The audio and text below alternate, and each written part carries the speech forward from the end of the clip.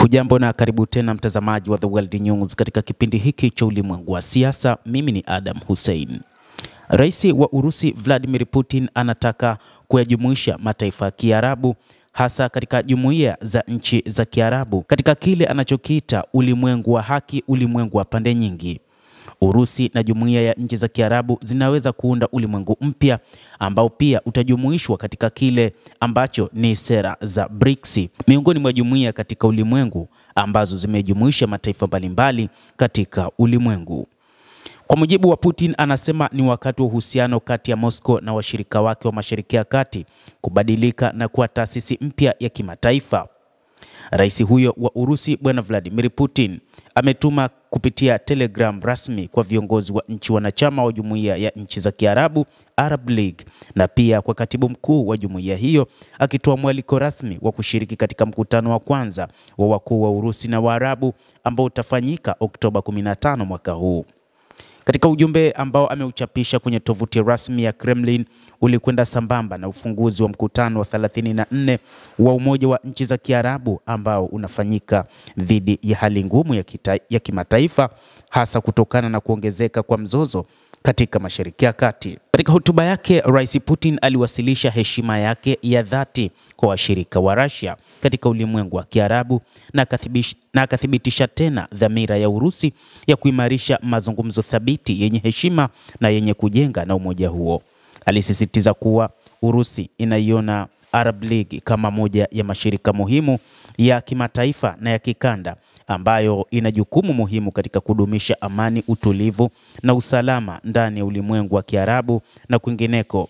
Katika muktadha huu, Putin ameonyesha nia ya Urusi katika kupanua ushirikiano wa pande nyingi na nchi za Kiarabu kwa kuzingatia kanuni za usawa, kunufaishana na kuheshimu uhuru wa kitaifa. Hata hivyo, mataifa hayo ya Kiarabu ambao yapo katika Arab League, licha ya kwamba yameanza kuwa na uhusiano na Marekani kwa muda mrefu, lakini Urusi inaamini kwamba inaweza kuwa pamoja na mataifa hayo kwa kuwapa njia mbadala, ikizingatiwa kwamba mifumo ambayo anaitaka Putin inafanana kabisa na mifumo inayoendeshwa katika mataifa yao.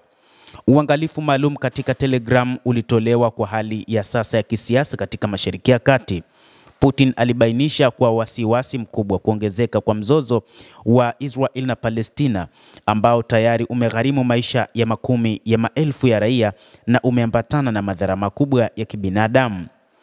Putin amesisitiza kwamba kuongezeka kwa ghasia kunatishia kuyumbisha zaidi eneo hilo, kuzidisha changamoto za kijamii, kiuchumi na kisiasa katika nchi jirani na kusababisha hatari kubwa kwa usalama wa kimataifa kwa ujumla. Kutokana na hali hii, Putin anasema Umoja wa Nchi za Kiarabu unazidi kuwa muhimu kama utaratibu wa kuratibu misimamo ya kimataifa ya Kiarabu na kuendeleza mipango ya amani na kuchangia katika utatuzi wa migogoro ya kikanda kupitia diplomasia, mazungumzo na kuzingatia sheria za kimataifa. Alisisitiza uungaji mkono wa Urusi kwa juhudi za kisiasa na diplomasia zinazolenga kufikia suluhu la haki na la muda mrefu la migogoro katika eneo hilo. Kulingana na Putin, mkutano wa kwanza wa wakuu wa nchi hizo unawakilisha fursa ya kipekee ya kuimarisha mazungumzo ya kisiasa, kuainisha misimamo kuhusu masuala muhimu ya kimataifa na kuimarisha juhudi za pamoja za kukuza amani na usalama endelevu katika Mashariki ya Kati na Afrika ya Kaskazini kwa kiwango cha kimataifa. Upande wa Urusi unatarajia kuwa mkutano wa kilele wa Oktoba utaashiria mwanzo wa enzi mpya katika uhusiano wa Urusi na eneo la nchi za Arab League ambao umejengwa juu ya uaminifu, kuheshimiana, kujitolea kwa pamoja kwa utulivu na ustawi. Hata hivyo, Rais wa Urusi Bwana Vladimir Putin, moja kati ya mambo muhimu anayazingatia ni kwamba nchi za Kiarabu ambazo ni wazalishaji wakubwa wa mafuta ulimwenguni ambao wanaongozwa na Saudi Arabia ikifuata Urusi, ni moja kati ya mataifa ambayo kwa sasa anaweza kuzungumza nayo lugha moja, kutokana na kwamba mikutano mingi ya OPEC na OPEC Plus, Urusi pamoja na Saudi Arabia, viongozi wa OPEC Plus wamekuwa watu muhimu katika kutengeneza miundo msingi ya kukuza uchumi wao kupitia rasilimali ya mafuta pamoja na gesi, na kwa muda mrefu wamekuwa wakizungumza mambo kwa usawa na hata hivyo anatumia fursa hiyo pia kukaa nao meza moja kuangalia ni namna gani, kwa kuzingatia mataifa haya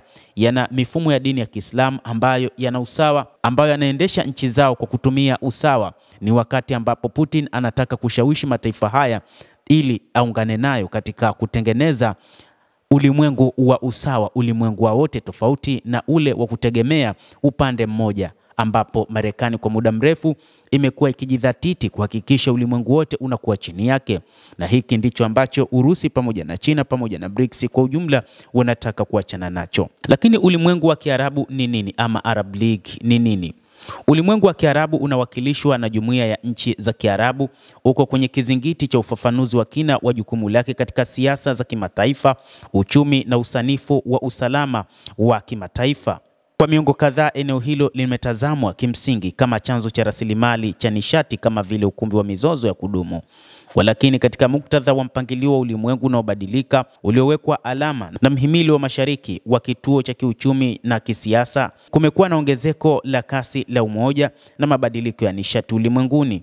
Nchi wanachama wa Arab League zinazidi kutaka kuvuka katika jukumu lao la jadi kama wasambazaji wa hydrocarbon na kujiweka kama watendaji kamili, sio tu vitu tu, kwenye jukwaa la ulimwengu.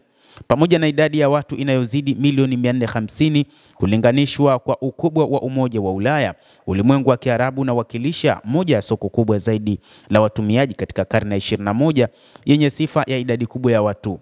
Mchanganyiko wa idadi ya vijana na ukuaji wa haraka wa miji hutoa msingi wa ukuaji thabiti wa uchumi, uvumbuzi na upanuzi wa tabaka la kati ambalo linazidi kuongezeka.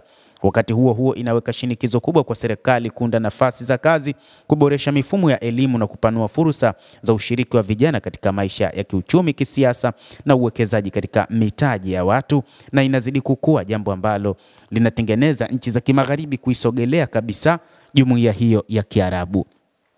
Moja kati ya changamoto kubwa katika nchi za jumuiya za Kiarabu, wachambuzi wa mambo wanasema, ni kwamba nchi nyingi zimetengenezewa vibaraka wengi kutoka katika mataifa ya magharibi, ikiwa ni pamoja na Marekani. Na ndio maana mara kadhaa mataifa haya yamekuwa, hasa miongo kadhaa iliyopita, wamekuwa kitofautiana katika itikadi, kwani mipango mingi iliyokuwa ikipangwa inaenda tofauti kabisa na mipangilio halisi. Na kuanzia miaka ya 2010 kumekuwa na mavuguvugu mengi katika mataifa ya Kiarabu, na ni kutokana na kile ambacho wachambuzi wa mambo wanasema ni kuwekwa kwa vibaraka katika mataifa hayo, ambapo viongozi wao wamekuja kuwafanya raia kuibuka na kufanya maandamano ya hapa na pale, na hatimaye kupambana wao kwa wao katika baadhi ya mataifa ya Arab League. Na wakati huu rais wa Urusi Bwana Putin anataka kutengeneza mazingira ya kuhakikisha kwamba mataifa haya ya Kiarabu yanakuwa katika usawa na kutengeneza ulimwengu wa haki, ili tu mataifa mengine yaweze kuwa sehemu ya ulimwengu wa haki. Hata hivyo, wachambuzi wa mambo wanaenda mbali zaidi kusema kwamba huu ni mpango wa rais wa Urusi Vladimir Putin kuyavuta mataifa hayo ya Kiarabu kuingia katika jumuiya ya BRICS, miongoni mwa jumuiya zinazokuwa kwa kasi ulimwenguni. Na mpango wake ni kupambana na jumuiya kama vile za G7, lakini pia G20 na jumuiya zingine nyingi ambazo zinaibuka kila kukicha katika mataifa ya magharibi mwa Ulaya. Mtazamaji, endelea kutufuatilia na usisahau kulike, usisahau kucomment, kadhalika na kusubscribe channel yetu hii. Utakuwa ukipata habari hizi kwa mapana kupitia The World News.